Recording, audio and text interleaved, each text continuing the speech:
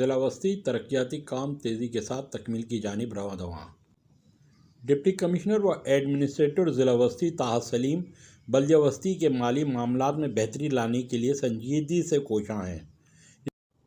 Recovery department نے tax recovery میں اضافے کے لیے نہ صرف افرادی قوت بلکہ ای پورٹل کمپیوٹرائز سسٹم کے ذریعے بھی ٹیکس وصول کیا جا رہا ہے۔ مذکورہ سسٹم سے ضلع وسطی میں ٹیکس ریکوری میں نہ صرف اضافہ ہو رہا ہے بلکہ ٹیکس چوری میں بھی بہت حد تک کمی واقع ہوئی ہے۔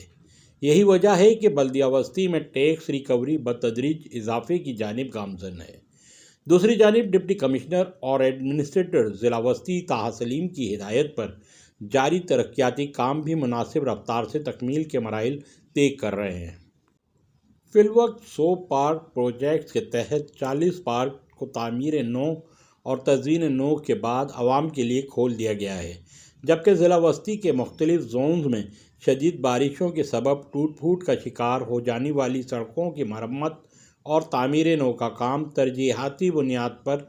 کیا جا رہا ہے۔ طلبہ و طالبات اور عوام میں کتابوں کے مطالعے کا شوق بیدار کرنے کے لیے لائبریری کلچر کو دوبارہ زندہ کرنے کے لیے بلدیہ وسطی کے تحت تمام قائم لائبریریوں کو دوبارہ باقاعدہ طور پر عوام کے لیے کھول دیا گیا ہے، جبکہ نارتھ ناظم آباد کی تیموریہ لائبریری 24 گھنٹے عوام کے مطالعے کے لیے کھلی رہے گی۔ اس کے علاوہ صحت کے معاملات میں کورونا کے خلاف ویکسین لگانے اور ضلع وسطی کے تمام رہائشی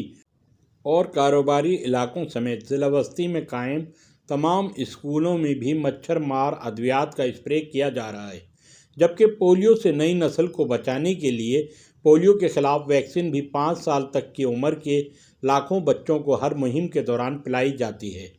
کورونا کی دوسری لہر کے پیش نظر حکومت سندھ کی جانب سے ہدایت پر ضلع وسطی میں بھی 5 سے 11 سال کی عمر کے بچوں کو اسکولوں میں کووڈ ویکسین کے ٹیکے لگائے جا رہے ہیں۔